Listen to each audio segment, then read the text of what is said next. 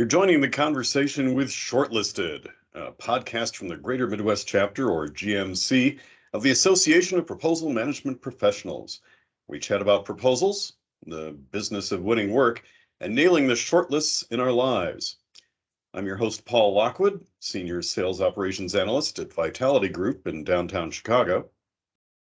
And I'm co-host Heather Finch, joining from Milwaukee, Wisconsin, where I am the leader of our proposal and presentation solutions team for Guardian. This month, we're having a chat with Loni Hawks. Hi, Loni. Want to introduce yourself? Hi. As you stated, my name is Loni Hawks. I live in Chicago, Illinois. I work at a consulting firm as a senior associate proposal manager. I've been in proposals roughly behind and in front of proposal management, in front of the RFPs, for about 5 years. And I love what I do. That's what I have right now. Okay. Well, why don't we start talking about a little bit about, workload, burnout, self-care, all of that fun stuff that you've had to deal with. So first off, why don't you tell us about your team dynamics? Are you a team of one? Do you have a big group? I actually work on I'm going to say pretty big, because prior to this company, I worked as a team of one mostly. I have a team of roughly 5 people. We just hired another person, thank God, waiting for her to come on. And as the team dynamic, love my team. Not to say that I'm biased or anything, but I work on one of the best teams there is. Everyone is super supportive. Everyone's always willing to lend a hand, and they're just great people inside the company and outside of the company. So Loni, I love to hear about having an excellent team. I mean, we could debate who's got the best team, but I think we can all have the best team in our own way, right? Yeah. But I'm curious, you mentioned that you're super grateful to have a new person starting. So how's your workload right now? What's your volume like? How are you managing to keep up with everything? Our workload is pretty intense right now. We had a couple of people move on to other firms. So I hate to use this word, but we were getting slaughtered for a minute. It's just like back to back to back. But that's why I'm very grateful that there's a new person coming on. And we also have another person who went on maternity leave. So she'll be gone for 16 weeks. Well, 14 weeks now. I've been counting.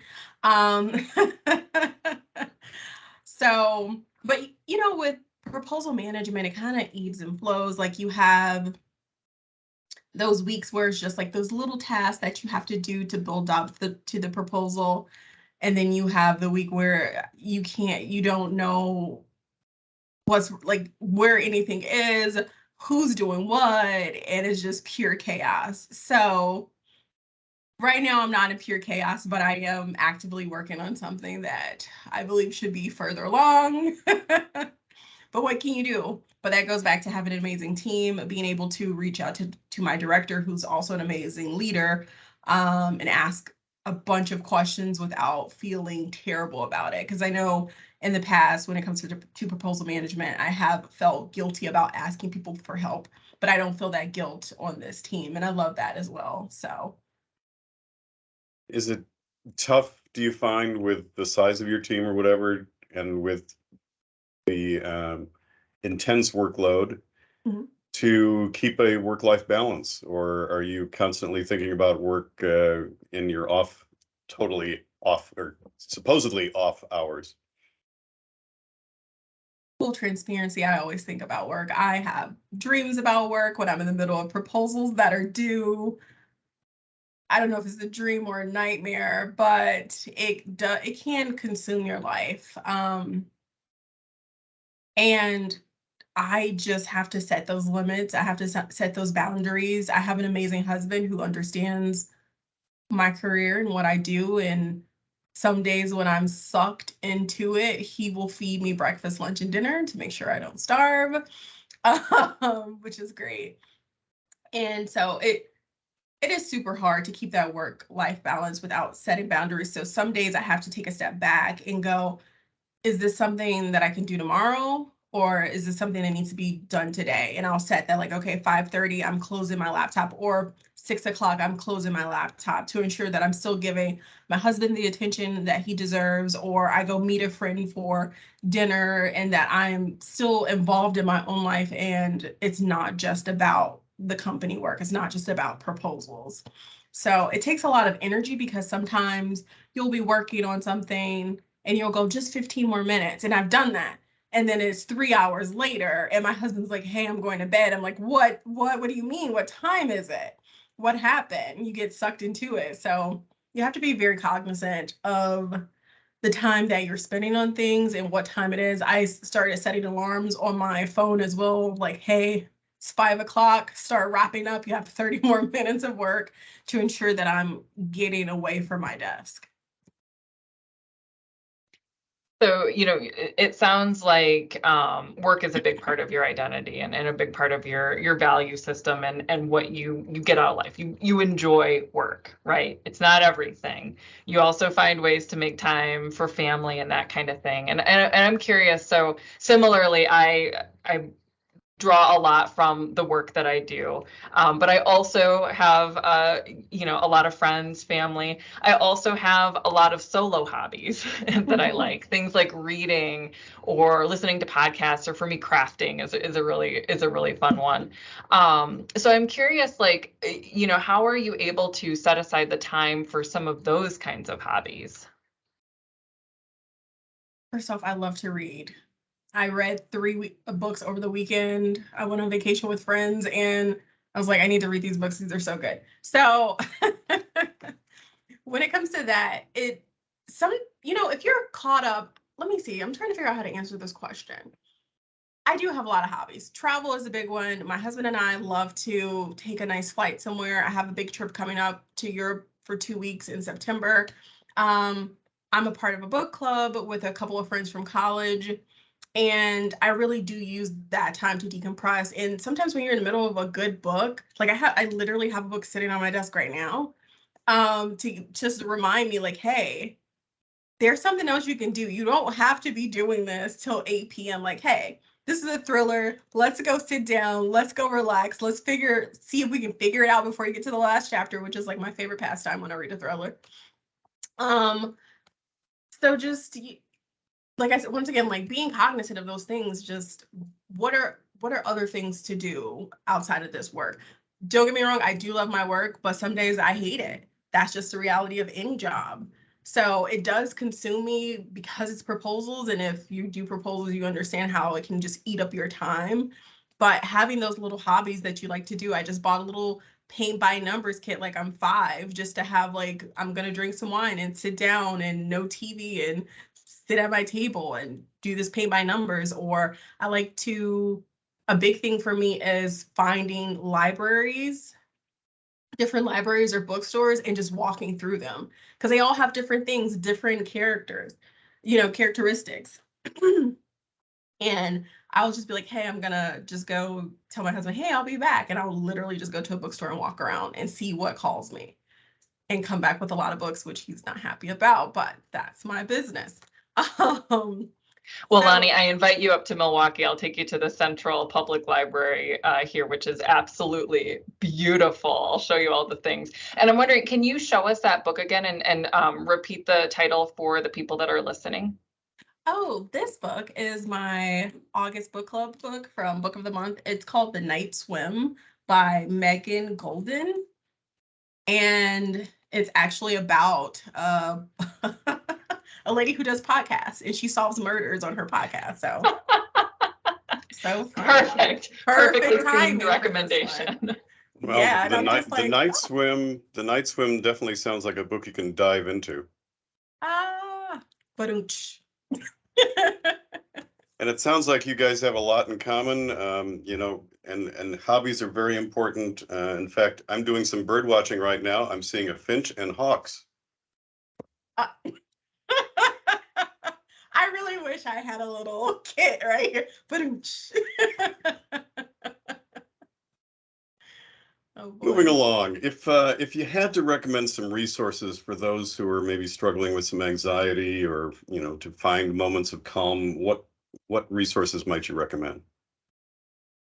I love therapy to talk about those things. How I think therapy really gives you the tools. It doesn't solve your problems, but it gives you the tools to deal. One of those tools for me personally is those meditation apps like Mindful or Calm.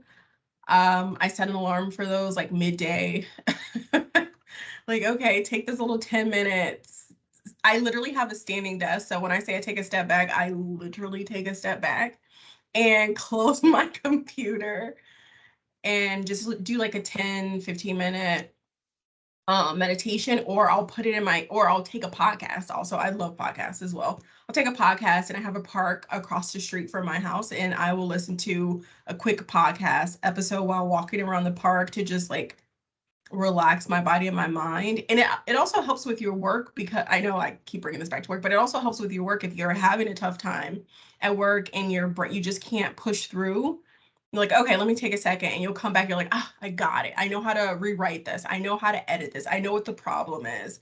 So I think it's very important to, one, invest in therapy, not to solve your problems, but to acquire the tools to help you.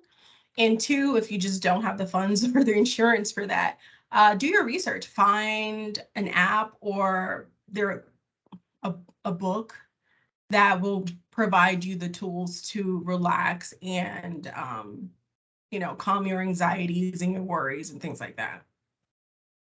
And we do recommend that people go out for a walk and listen to this podcast. Definitely. Yes. This is so calming. It will definitely make you chuckle as well as make you think. Yes. We're going to move on to our second segment of our podcast today, the best thing that happened to you this month. So, Heather, what was the best thing that happened to you this month? So this is going to sound a little bit backwards. Just bear with me for a second. Come along for the ride. So I've got a lot of my team that's currently going through stuff. They're sick, they're injured, they've got family stuff going on. It's a big chunk of my team, which is terrible. It's terrible, and it's so hard to see people struggling, especially right now with it's our peak quoting season, it's our busy season, so it's really challenging. And the flip side of that is seeing the way that my team has come together to support the people that need the help. And I'm just constantly amazed by this group of people, the way that they support each other, the way that they're just willing to say, yep, nope, we got this, you go take care of yourself. I couldn't ask for a more inspirational thing to happen to me in a moment of tough times. Cool. Lonnie, what was the best thing that happened to you this month?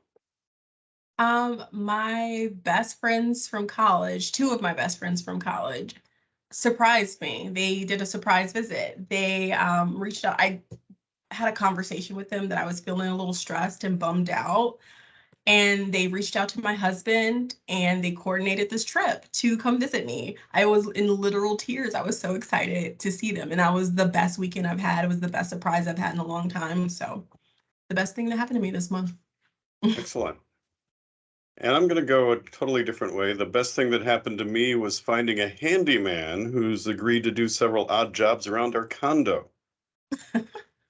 Because, on the one hand, I'm not handy.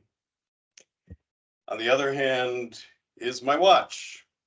And it reminded me it was high time to get some work done. I had to get our fence fixed, for instance, but I was, kind of on the fence about it.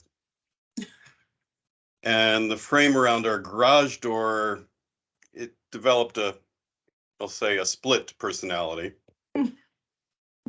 And our storm door, it doesn't normally do any shopping, but it apparently went to the Gap. So honestly, I'm glad this guy Bob is available and handy, man. That's great, Paul. I love it. like going back to the topic of work-life balance and, juggling multiple priorities, sometimes, saying, hey, I need help with the house stuff too can be immensely powerful for Oh, sure. yeah, definitely. All right, well, next up, we've got a question from one of our members submitted to Dear GMC. I recently interviewed for a job and they asked me something I've never been asked before. Penguins walk in single file lines to protect the community and not leave anyone behind. If you were a penguin, where would you be in the lineup? I immediately said second in line, no hesitation. I want to be a leader, but I don't want to make executive decisions. It's a mindset that maybe hampers my career aspirations, but I think I'm okay with that. But what I'm curious is, how would other people answer this question in the proposal field? What kind of penguin are you? Signed, Feather Flocklier. Which I can't think of a more appropriate question given that we have Loni Hawks here on the line. So Loni, I will let you kick it off. What kind of penguin are you? That's such a difficult question for me because I show up as I'm needed. So I can step to the front of the line if it's required of me. But if I need to fall back, I will. But I'm the oldest of 9 girls, and I'm used to just having direction and letting people know how things are supposed to go. So I'm just gonna go and I'm gonna say I would be head of the line. Some people who work with me may disagree, but I believe I would be the front of the line when it comes to, I'm in that situation right now where I have someone I'm working with, they don't quite know what to do. So I had to take a step back and say, okay, you're not going to get this done. Let me make these executive decisions. Here's the content. Do with it what you must, but we have 24 hours and I cannot wait for you to make a decision. So that's where I am. Excellent. Paul, how about you? Well, it's tough with all these birds here. You guys are birds of a feather, clearly, and then talking about a penguin as well. So I'm not as dressed as fancily as your average penguin. I don't have a tux on. I'm just kind of casual here, but I do tend to be the penguin that asks questions like, where are we going? Okay, so I'm probably not in the very lead. I'm probably, second or third in line because I'm saying, okay, it's great that we're walking and we're together and we're protecting each other, but where exactly are we going? Can you please clarify that?